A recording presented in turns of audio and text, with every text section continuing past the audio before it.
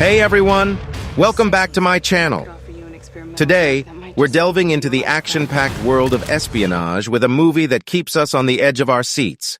We'll explore the thrilling storyline and break down the gripping moments that make this film stand out.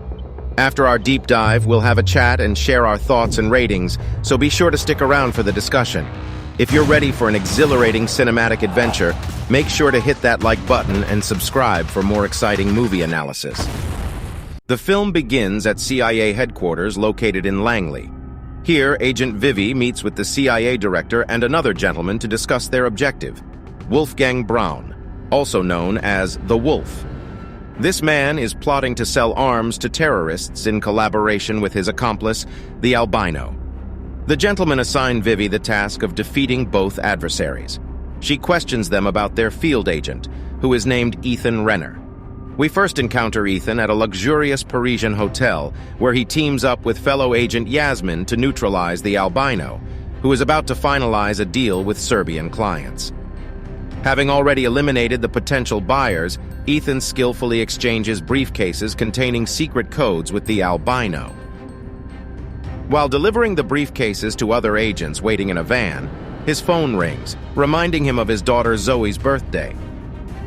He rushes to a nearby payphone, offering his wristwatch to a street vendor as collateral in exchange for coins. He dials Zoe's number, but her voicemail answers. Back in the hotel, Yasmin's true identity is revealed when the albino recognizes her. He forcefully escorts her to an elevator and cunningly positions her so that the descending lift decapitates her. His associates start a gunfight with the agents in the van, leading to an intense battle from the hotel's elegant lobby to its exterior. Ethan relentlessly pursues the albino, eliminating his henchmen before focusing on the main antagonist.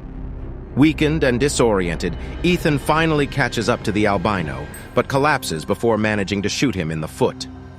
The injured albino limps away as Ethan succumbs to unconsciousness. Ethan awakens in the hospital, greeted by the gentle voice of a doctor who somberly reveals that he has cancer that has metastasized to his lungs. Ethan receives a grim prognosis, with only 3 to 5 months to live. Upon returning to his apartment, Ethan is surprised to find a family residing there. The father, Jules, warmly welcomes Ethan and explains that they are refugees seeking a new life. Frustrated, Ethan discovers that evicting the family could result in his arrest. He hesitantly shows his gun to Jules, but ultimately permits them to stay until the eldest daughter gives birth. Feeling the burden of his situation, Ethan calls his ex-wife Tina while she is with her friends. Initially reluctant, Tina agrees to meet with him when he emphasizes the urgency of their conversation. They write the will together, and Ethan admits he's dying but doesn't want their daughter, Zoe, to know. He expresses his desire to see Zoe, and Tina agrees on the condition that he severs ties with his employers. Ethan complies. Together they visit Zoe at her school. The reunion with her father is awkward, and she seems disinterested in conversing with him. A charming older boy approaches Zoe, and she introduces him as Hugh. He acts cordially towards Ethan, who remains understandably cautious. After Hugh leaves, Ethan gifts Zoe a purple bike, believing it is still her favorite color. However, she takes the metro with her friends, going to Ethan to ride the cycle alone. Ethan pauses at a stand where he encounters Vivi. She mentions Zoe's name and shows him the watch he left at the hotel. Persuading him to work for her, he initially refuses until she reveals an experimental drug that could potentially save his life. Ethan reconsiders, and Vivi explains that his mission is to locate and eliminate the wolf. Vivi escorts Ethan to a hotel to find a man who can provide the location of the albino's accountant. She assures Ethan there's only one man inside, but upon breaking into the target's room, he discovers 5 men. Ultimately, Ethan and Vivi eliminate all of them when no one offers valuable information. In the elevator, Ethan informs Vivi that he will only continue the assignment if he receives $50,000 and a $1 million life insurance policy.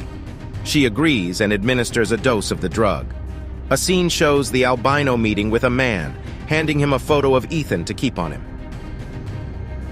Ethan visits Zoe and Tina's apartment and hears Zoe scream. Believing she is in danger, he breaks the doorknob and bursts in, only to discover that Zoe is upset over a bad hairdo. Tina is furious with Ethan since he promised to cook dinner earlier but arrived 3 hours late. With a business trip to London the following day, Tina plans to call a babysitter for Zoe. However, Ethan insists on taking care of her himself. Soon after, Ethan feels dizzy and collapses. He calls Vivi, informing her of his hallucinations. She recommends drinking vodka to alleviate his discomfort, and he follows her advice. The next day, Tina leaves, and Zoe appears wearing a red wig. She notices Vivi calling Ethan's phone, and he explains it's his boss. Zoe sets "I Don't Care" by Icona Pop as Ethan's ringtone for Vivi's calls. Ethan tries again to persuade Zoe to ride the bike to school, but she leaves the wig behind. Ethan meets with Vivi again. She gives him the promised check and reminds him to keep his heart rate low. She instructs Ethan to locate a car salesman named Mithat Yilmaz. At the dealership, Ethan confronts and incapacitates Mithat's employees, then waits in Mithat's office for his return. Ethan threatens Mithat's family and takes him back to the apartment. However, when Zoe's school calls, requesting Ethan's presence at a meeting with the principal, he brings Mithat along, hiding him in the trunk. During the meeting, Ethan learns that Zoe hit a fellow student. He asks, "Open palm or clenched fist?" As they leave, Zoe explains she hit the girl for teasing a Pakistani classmate. Ethan isn't angry, recognizing it as an effective way to handle bullies.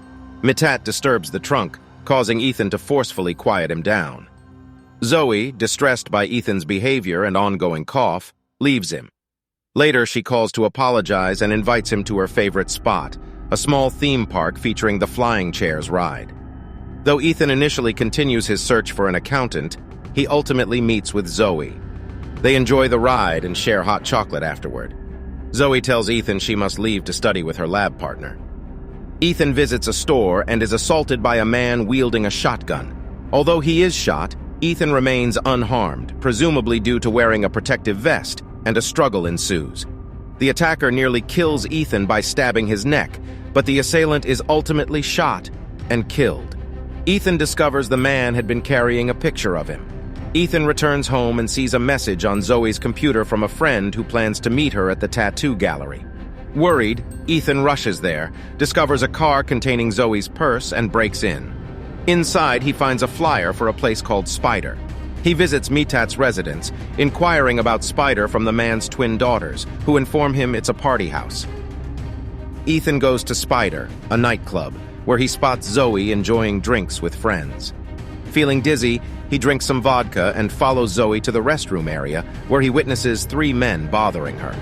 Although restrained by one of the men's friends, Ethan fiercely protects Zoe, defeating all the harassers before escorting her away. The next morning, Zoe wakes up with no recollection of the night before, still wearing her dress. Ethan advises her not to go to school dressed like that and suggests she ride a bike there. Zoe retorts that he never taught her how to ride, so he spends the morning teaching her, earning applause from bystanders.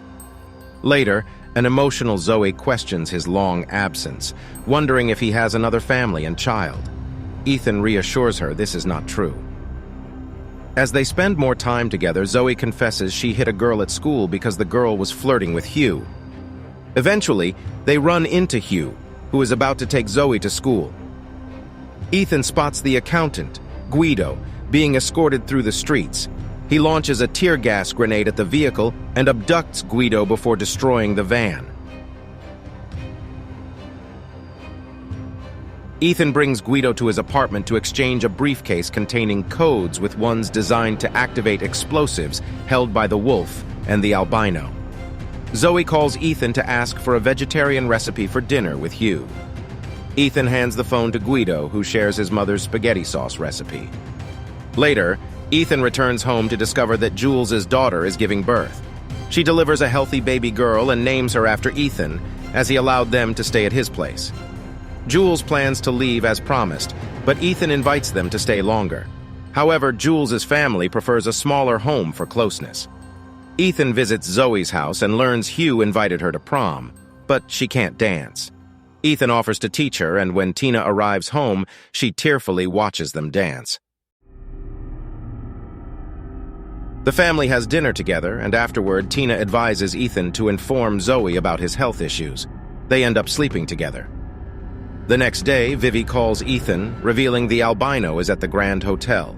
Ethan goes there, spots the wolf, and pursues the villains in a car driven by Mithat. Ethan crashes into their vehicle, pushing it off a footbridge. The wolf and the albino escape, while Ethan spares Mithat so he can return to his loved ones. Ethan follows the criminals into the subway but suffers a nosebleed and dizziness. As he attempts to shoot the wolf, the albino drags a weakened Ethan toward the train tracks. While the wolf orders the albino to kill Ethan, Ethan musters enough strength to push the albino in front of an oncoming train. He then loses consciousness as the wolf flees. Ethan wakes up in Vivi's home, who informs him of the wolf's escape, but also shares the positive results of his treatment with the drug. Ethan, Zoe, and Tina meet up with Hugh and his family. Hugh's father introduces Ethan to his business associate, the wolf. Recognizing each other, they hesitantly shake hands. Hugh's parents then lead everyone into a club. Eventually, Tina deduces that Ethan is on a mission. Although she believes he has lied to her, he assures her otherwise. As the wolf's henchmen open fire on Ethan, he pursues and eliminates them. He corners the wolf in an elevator and shoots the cables, causing it to plummet to the ground. Meanwhile, Hugh and Zoe find a private room, dance, and share their first kiss. The wolf emerges from the wreckage, and Ethan confronts him. Feeling weak, Ethan can't bring himself to shoot the wolf and drops his gun. As the wolf reaches for it, Vivi intervenes, pushing the gun towards Ethan, urging him to finish the job. Considering Tina and Zoe, he refuses and drops the gun again. Vivi takes matters into her own hands and shoots the wolf. Later, Ethan stays with Zoe in a beachside house, setting up a Christmas tree, despite believing he wouldn't live to see the holiday. He talks to Tina, admitting they have had bad days but continue to work on their relationship. Tina arrives in person and Ethan confesses he hasn't always been there for her and Zoe. Zoe invites her mom inside for hot chocolate made by Ethan. As Tina and Zoe sit together, Zoe asks if Ethan will stay this time.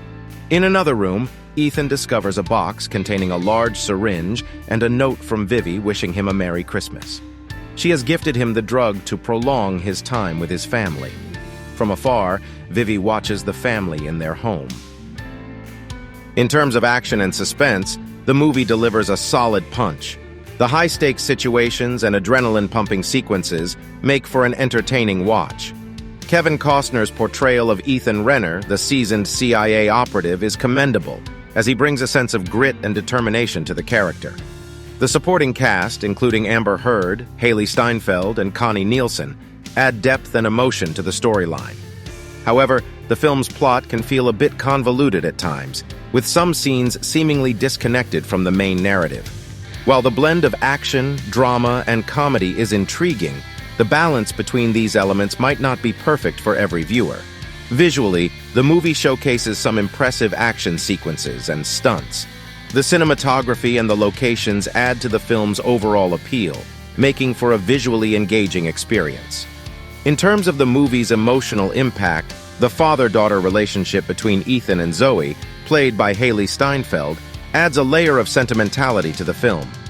Their evolving bond throughout the story offers a heartwarming element amidst the high-octane action. Overall, I would give 3 Days to Kill a rating of 6.5 out of 10. While it's not a groundbreaking addition to the action thriller genre, it's a fun and entertaining watch that offers a mix of suspense, action, and family drama. If you're a fan of Kevin Costner, or you're in the mood for an action-packed ride with some emotional depth, 3 Days to Kill is worth checking out.